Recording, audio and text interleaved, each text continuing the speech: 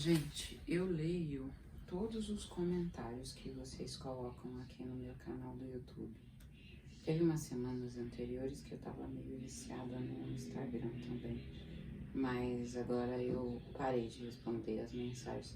Eu faço postagem e fico olhando lá a vida dos outros, mas eu não consigo mais responder todas as mensagens. Aqui no YouTube não é nem porque elas são muitas, eu acho que eu sou desorganizada mesmo. Mas tem vários comentários interessantes. Aí, umas semanas atrás, teve alguém que me deixou uma pergunta que eu achei muito interessante. Tá aqui. Olá, boa tarde, querida Débora. Sou estudante de psicanálise e este assunto relacionado à projeção tem sido o tema dessa semana de estudo. Com base nisso, tenho uma dúvida da qual gostaria que fosse possível você sanar. Eu ficaria muito grata. Com relação à projeção, em que momento e atitude eu posso distinguir que uma pessoa ou eu mesma estou de fato falando algo verídico sobre outrem e não uma projeção de mim mesma? Ou em todos os casos em que me refiro a alguém, estou dizendo mais sobre mim do que a pessoa? Tá. Ela viu um vídeo que eu fiz quando eu acho que eu estava em São Petersburgo, em algum lugar da Rússia, mas aí eu não sei se era Moscou ou São Petersburgo, porque eu simplesmente não consigo, eu não consigo lembrar do nome dos lugares, porque era em russo. A Rússia foi muito interessante para mim, principalmente na primeira viagem, porque eu tive uma experiência de analfabetismo. Foi a primeira vez na minha vida, depois de muito tempo, eu aprendi a ler com 3 anos, então eu leio há muito tempo, que eu tive uma experiência de analfabetismo. Porque quando eu viajo para os outros países, sei lá, eu tinha ido até Berlim. Eu não entendo grande coisa do alemão. Aliás, eu acho que eu não entendo praticamente nada do alemão. Mas você conhece uma palavra, você já ouviu uma sonoridade, você reconhece o alfabeto, então você conhece. E eu tinha, mesmo não sabendo algumas palavras, porque eu conhecia o alfabeto, eu tinha condição de pesquisar mesmo, de contar com um dicionário, enfim, tinha uma relação instrumental com a língua. Mas na Rússia, hoje tá melhor, hoje minha relação com o alemão tá um pouquinho melhor. Não tá boa, só tá um pouquinho melhor. Com a Rússia, eu não sabia onde começava e onde terminava muito claramente as palavras, e era um alfabeto novo. Então foi uma experiência para mim assim incrível de chegar no lugar e não conseguir ter a menor ideia do que estavam dizendo as placas, das orientações, assim, eu não consigo ainda me imaginar nessas duas cidades que eu amo, Moscou e São Petersburgo, sem um guia, porque eu já não tenho senso de direção no normal, sem poder contar com a ajuda de nenhuma plaquinha, me condenar a me perder. Aliás, no meu primeiro dia de viagem, eu tava com um grupo, foi uma vexame. Eu acho que eu devo ter gravado um vídeo sobre isso na época. Eu me perdi, mas aquele dia eu queria me perder mesmo daquele grupo. Eu tava muito insatisfeita com as escolhas que eu tinha feito no momento. Mas enfim, a pergunta é sobre projeção. E ela tá me perguntando assim: tem alguma forma da gente saber se aquilo que a gente está percebendo do outro é nosso ou do outro? A resposta, primeiro, eu acho que é importante dizer, para quem não está estudando psicanálise, que projeção é um mecanismo de defesa do ego. Então, eu não sei se vocês sabem, mas na psicanálise, o eu, isso que a gente chama de eu, não é uma estrutura átoma, ou seja, não é uma estrutura indivisível. Eu não sei se vocês, como eu, aprenderam era a 4ª série, agora deve ser 5ª série do ensino fundamental, que átomo é a menor partícula da matéria, e ele se chama átomo porque tem origem numa palavra grega que quer dizer indivisível. E até, eu acho que até Freud, nós tínhamos uma noção do átomo, aliás, do eu, como sendo uma estrutura atômica, no sentido de indivisível. Nos estudos da psicanálise, o nosso eu é trino, ou seja, ele não é um eu absoluto, ele é um eu que tem 3 instâncias de funcionamento e a interação entre essas instâncias é que formam isso que nós chamamos eu. Dentre essas 3 instâncias, tem uma, a que fica no meio, ela fica no meio mesmo, ou seja, a que é segunda no desenvolvimento, que é muito frágil, muito mais frágil que as outras aparentemente. E para que essa instância mental consiga existir, consiga funcionar, ela se utiliza de mecanismos de defesa. Esses mecanismos de defesa, chamados de mecanismos de defesa do ego, dentre eles está a projeção. Geralmente, quando a gente vai explicar isso na escola, a gente faz um par, projeção e identificação. O mecanismo de projeção, ele prega o seguinte, que aquilo que eu não suporto em mim, eu atribuo ao outro.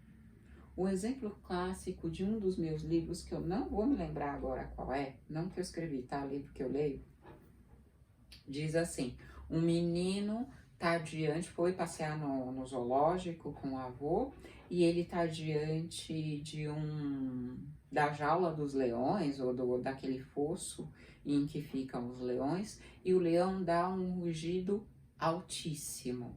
Ele olha para o avô e diz, vovô, vamos embora porque você está com medo. Então, ó, ele sente medo diante do rugido do leão, ele não suporta esse medo em si, o medo é uma fragilidade que ele não pode se dar conta, reconhecer, e em função disso ele atribui essa fragilidade a outra pessoa, que no caso do nosso exemplo é o avôzinho dele que está passeando com ele no zoológico. Esse exemplo, ele congrega o mecanismo básico do mecanismo da projeção, que é assim, quando eu projeto, quando eu estou fazendo uma projeção, quando aquela característica não é suportável em mim. Como saber se aquela característica não é suportável em mim? Fazendo análise. Só sabendo de você, só tendo conhecimento sobre suas sensações, sobre seus sentimentos e sobre a sua história, é que você vai conseguir ter percepção do que é seu e do que é do outro. Não tem outro caminho, não tem um caminho mágico. Como clínica, e aliás eu acho que até num sentido de humanidade, nós sempre consideramos a supremacia da projeção. Por quê? Porque você não é capaz, nós temos, se vocês sabem, uma percepção limitada, você não é capaz de ver, de perceber, de identificar, de se dar conta de características que são completamente desconhecidas para você. Se você está diante de uma beleza que você nunca viu, na qual você nunca pensou, você não vai provavelmente nem conseguir vê-la. Você não vai conseguir reconhecê-la. Ou, se aquilo é tão comum para você, faz tanto parte do seu cotidiano, é tão corriqueiro, você também não vai conseguir percebê-la, porque ela entrou no nicho das coisas que são absolutamente naturais e você não reflete sobre elas. Então, olha, o mecanismo de projeção está sempre baseado na ideia de algo que eu não suporto em mim. As características que me são comuns, então, por exemplo, eu sou uma pessoa estudiosa, você é uma pessoa estudiosa, você suporta o fato de eu ser estudiosa porque você também. Agora, se você não é, mas gostaria de ser, você pode desenvolver algum mecanismo de defesa em relação a isso. A ideia nossa é que projeção, de novo, vou repetir, está sempre relacionado com o que eu não suporto em mim.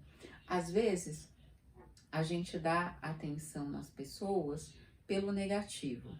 Então, eu presto muito atenção numa mulher que fala muito alto, que às vezes até grita. Quando eu faço isso, eu estou dizendo que eu falo muito alto ou que eu grito? Não, mas eu posso estar contando do meu desejo. Gostaria de gritar mais, gostaria de falar mais alto, mas não tenho essa habilidade porque, de repente, o meu superego não permite esse tipo de funcionamento. A ideia é que aquilo que nos chama a atenção fala de nós, mas não é desse jeito. Tem um jeito meio corriqueiro que as pessoas defendem, que é assim: nossa, eu disse que você é chata, então eu sou chata. Eu disse que você é feia, então eu sou feia. Eu disse que você é desonesta, então sou eu que sou desonesta. Não necessariamente, o mecanismo não é tão primário assim. Mas, se eu consigo ver desonestidade em você, tem duas possibilidades. Ou eu tenho desonestidade em mim, eu tenho desejo de desonestidade, ou eu já sofri desonestidade. Então, de repente, eu convivi com muita gente que foi desonesta comigo. E o fato de eu ter convivido com essas pessoas faz com que eu consiga identificar essa característica em você. Isso é verdade também para as relações amorosas. Geralmente, uma pessoa que foi muito bem tratada durante toda a vida tem dificuldade de reconhecer agressão, porque ela não conhece agressão, ela não tem referência para interpretar aquilo. Então, quando acontece, ela fica olhando assim, do tipo, nossa, sabe o que tem? Sabe como você tivesse que criar vocabulário para entender alguma coisa? É isso. Então, quando a gente diz que a gente se projeta, não é de um jeito assim primário, eu estou atribuindo a você simplesmente o que é meu, mas o que eu conheço, o que eu tenho como referência, aquilo que eu vivencio no meu cotidiano. E o mais importante é uma noção que hoje acho que as pessoas estão chamando de lugar de fala, mas não vou entrar nisso não. Para mim, o mais importante é uma coisa assim, de ponto de vista. O meu ponto de vista é sempre meu, sempre meu. Então, eu, Débora, por exemplo, sou míope. Eu vejo as coisas sempre, sempre, sempre um pouco embaçadas, um pouco distorcidas. E quanto mais longe elas estão, mais imprecisas elas ficam. Isso influencia no meu jeito de apreciar a arte. Isso influencia no meu jeito de me relacionar com você. Porque eu posso simplesmente não te enxergar se você estiver do outro lado da rua. Eu tenho uma constituição orgânica que me faz, orgânica e psíquica, que não está separado, que me faz interpretar a realidade de determinadas maneiras, meu ponto de vista, que também tem a ver não só com a minha biologia, como no caso da minha acuidade visual, mas também com a minha formação cultural, a educação que eu recebi, a história de vida dos meus pais e a forma como essa história me impactou, me dão um ponto de vista, um tipo de relacionamento com a realidade. E quando eu vou me relacionar com você, eu não consigo me relacionar com você a partir do que você é. Eu necessariamente vou me relacionar com você a partir do que você é para mim, dentro do que eu consigo captar de você. Logo, acho que assim, se der tudo certo, pelo menos a metade do que você é para mim, sou eu. É o que eu consigo perceber de você. O que eu consigo me dar conta de você. Que nunca, por mais que nós sejamos íntimos, por mais que nós temos uma convivência constante, nunca vai abarcar a totalidade do que você é. Por isso que tem essa frase do Freud, quando Pedro fala de Paulo, sei mais de Pedro que de Paulo. Veja, não é eu não sei de Paulo, é eu sei mais de Pedro. Então, quando eu falo alguma coisa de você, não é que eu não estou percebendo você. Eu estou percebendo você, mas a partir da minha perspectiva, que conta a minha história, que fala de mim. Por isso, numa sessão de psicanálise, o mecanismo de projeção é tão interessante. Originalmente a gente usa em projeção para interpretar sonho, tá? Esses mecanismos de defesa são muito claros na dinâmica de interpretação dos sonhos. Mas numa sessão de análise, eu não estou me relacionando com as pessoas com as quais você se relaciona. Inclusive, elas não me interessam. O que me interessa, quem me interessa, é você. Então, quando você se dispõe a falar de alguém, eu me interesso muito pouco por quem de fato possa ser essa pessoa e me interesso muito pela forma que você está conseguindo enxergar essa pessoa. É esse o ponto analítico para nós. Por exemplo, você me fala da sua prima, da sua irmã e de uma professora que você teve. No final das contas, o que você está me contando é o seu jeito, o que você conseguiu ver dessas pessoas. E vai ter um ou vários, geralmente vários, pontos comuns. No jeito que você vê sua mãe, no jeito que você vê sua irmã, no jeito que você vê a sua professora, no jeito que você se vê. Porque é você se relacionando, por exemplo, com uma figura feminina. Então, na clínica, a função da projeção, para nós, é revelar facetas suas que não são evidentes para você, mas que aparecem na medida em que existe um comum na sua tradução da realidade. Um seu que se repete quando você fala do mundo. É isso que nos interessa no mecanismo da projeção. Mas eu entendi que a sua angústia está no lugar de, puxa, mas eu não posso falar nunca de ninguém porque eu estou sempre falando de mim. Não só, você não está só falando de você. A gente confia que você tem capacidade de percepção do mundo. Isso varia de acordo com a sua maturidade, tá? E maturidade não tem nada a ver com idade, tem tudo a ver com conseguir dar conta da percepção de si mesmo. Mas sim, você está falando do outro também. Lembrando de novo da frase do Freud, quando Pedro fala de Paulo, sei mais de Pedro que de Paulo. Não é eu não sei nada de Paulo, é eu sei mais de Pedro. Então, quando eu falo de você, necessariamente eu falo muito mais de mim do que de você. Por esses motivos todos que eu já expliquei aqui. Espero que tenha feito sentido para você, espero ter podido te responder adequadamente. Eu gostei muito da pergunta. Essas perguntas sobre os mecanismos de defesa da psicanálise me encantam muito porque eles revelam as sutilezas dos nossos relacionamentos. Vocês que me acompanham por aqui sabem que relacionamento é o meu tema de interesse. Aliás, eu não consigo pensar em nada mais importante, gente. Nada mais importante. Porque até o relacionamento consigo mesmo é um relacionamento, né?